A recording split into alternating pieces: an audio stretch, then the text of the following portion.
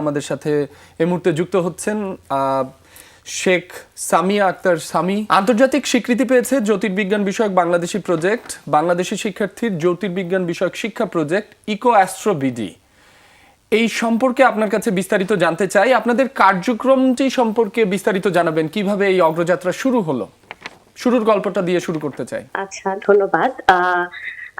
আমি রিসেন্টলি মানে গত বছর হচ্ছে এইচএসসি পরীক্ষা দিয়েছি এন্ড আমার এটার যাত্রা শুরু বলতে হচ্ছে আমি যখন ছোট ছিলাম, ছোট থেকেই আমার হচ্ছে আকাশ নিয়ে এবং চাঁদতারা নিয়ে আমার অনেক কৌতূহল ছিল, অনেক প্রশ্ন ছিল।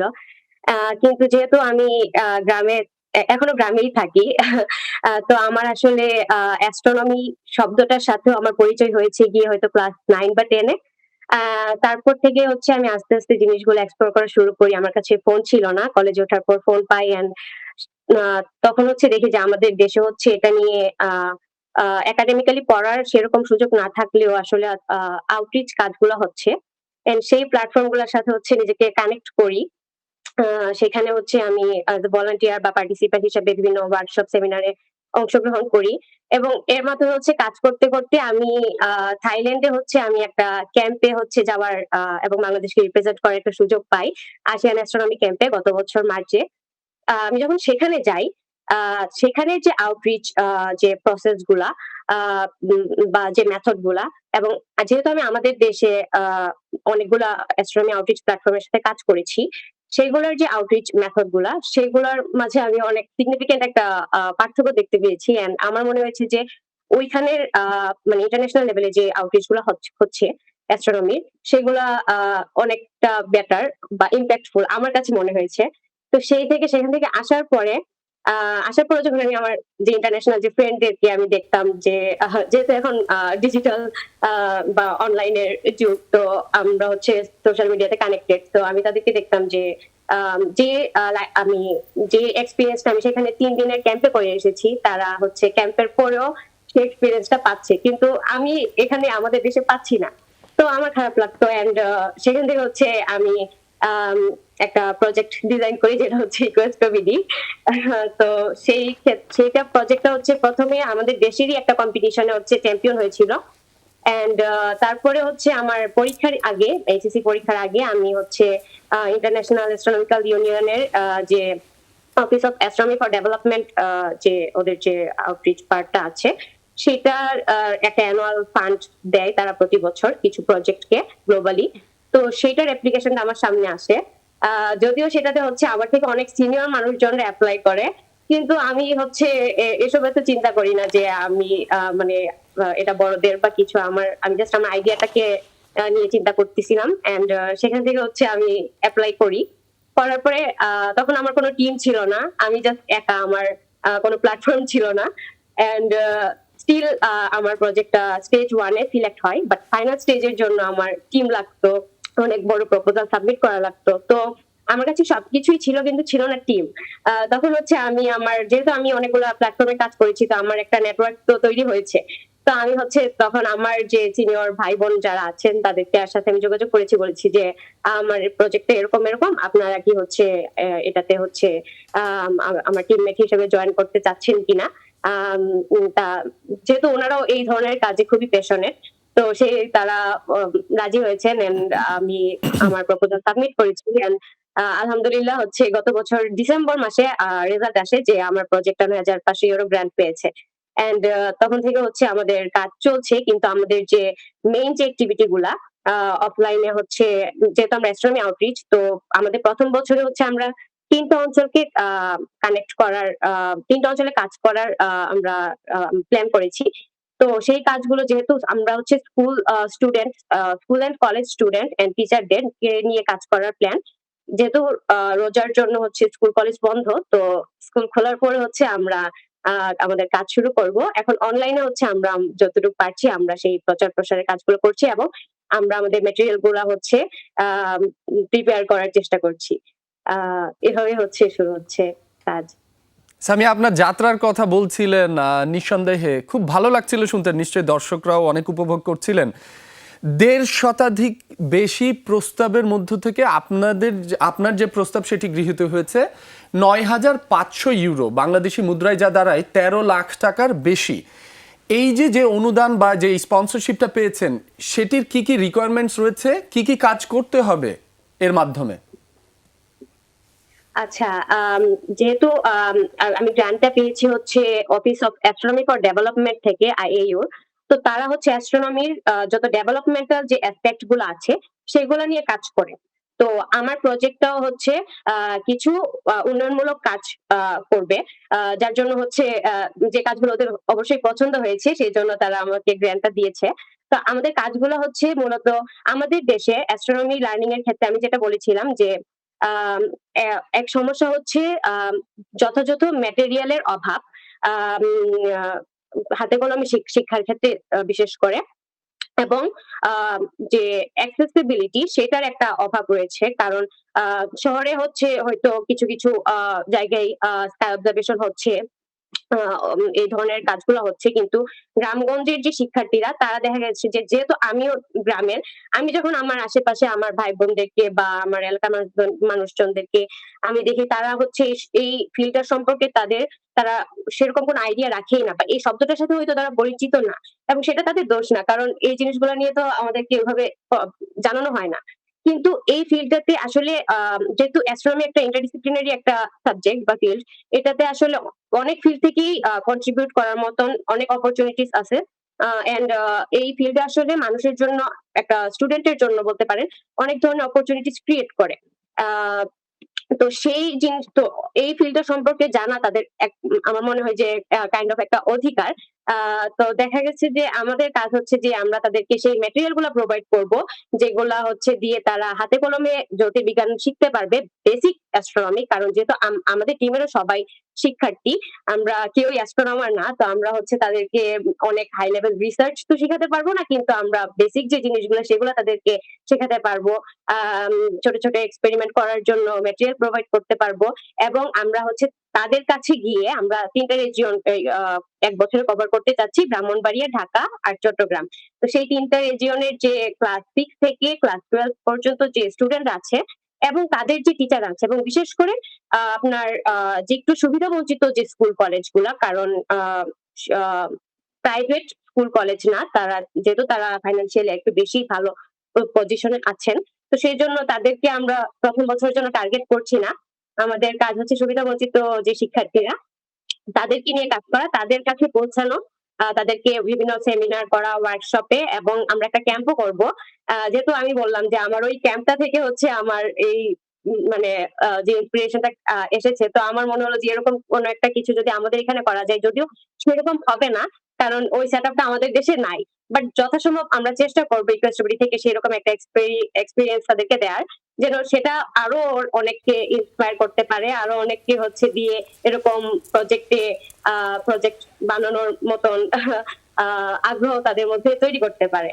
তো সেটাই আর কি, এই কাজগুলা হচ্ছে। তো আমাদের হচ্ছে এই ওয়ার্কশপ, সেমিনার এন্ড ক্যাম্প এবং টিচার ট্রেনিং প্রোগ্রাম, এবং আমরা যে ম্যাটেরিয়াল গুলো প্রোভাইড করবো, এবং এর মাধ্যমে তাদের যে ক্রিটিক্যাল থিঙ্কিং বা তাদের যে প্রবলেম সলভিং স্কিল, এই ধরনের যে ইন্টেলেকচুয়াল যে উন্নয়ন গুলা বা ইমপ্রুভমেন্ট গুলা হবে, সেগুলো হচ্ছে ওইডি আমাদের কাছ থেকে চাচ্ছে, মানে আমাদের যে ডোনার।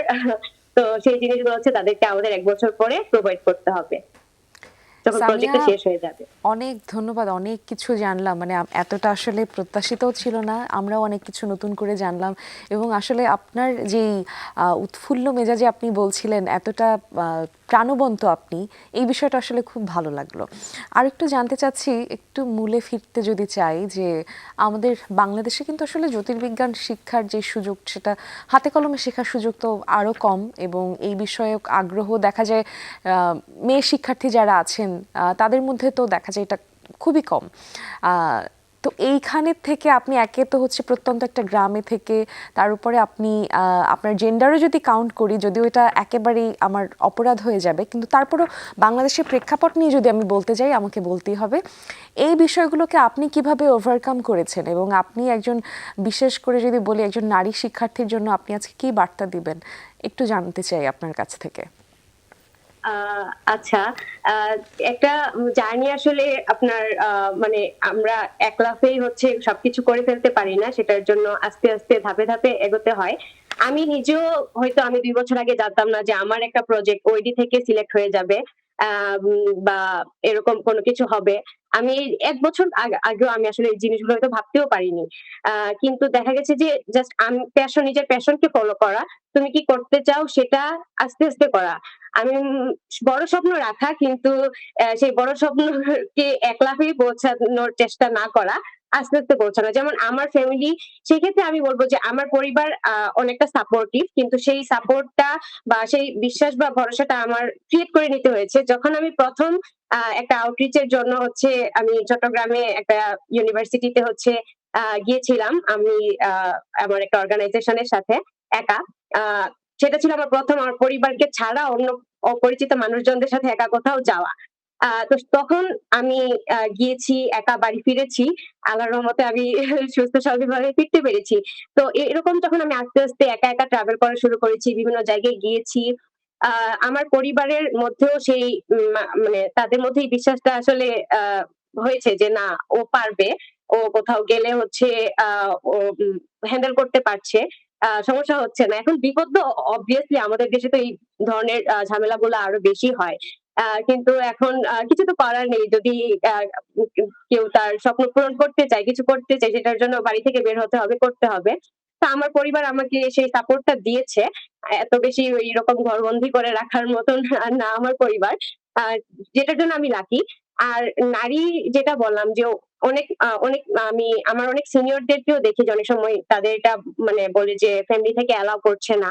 আ তো আমার মনে হয় যে অনেক সময় অনেকে চেষ্টা করার পরেও আসলে হয় না। ফ্যামিলি থেকে হয়তো অ্যালাও করে না, আমার যেটা হয়েছে। কিন্তু স্টিল ট্রাই করতে থাকা অ্যান্ড ওই বিশ্বাসটা দেওয়া যে না, আপনি পারবেন, আপনার দ্বারা হবে, এবং একটা পারপাস নিয়ে কাজ করা। আমি বলব যে আপনার সিভি বা রেজুমে বিল্ড করার জন্য এক্সট্রা কারিকুলার অ্যাক্টিভিটি না করা। এটা আমি মানে সাজেস্ট করব সবাইকে, ছেলে-মেয়ে নির্বিশেষে সবাইকে। যে আপনি আপনার প্যাশনকে ফলো করে কাজ করেন। ইনটেনশনটা ঠিক রাখেন। যে আপনি আসলে আ কি আ কোনো কোনো আপনার কমিউনিটির জন্য বা অন্য কোনো কমিউনিটির জন্য কোনো ইমপ্যাক্টফুল কিছু করতে চান কিনা? বা আপনার নিজের জন্য যদি আপনি কিছু করতে চান, নিজের জন্য করা অপরাধের কিছু না। আ কিন্তু সেটার একটা পারপাস থাকা লাগবে যে আমি এই জন্য করতে চাচ্ছি।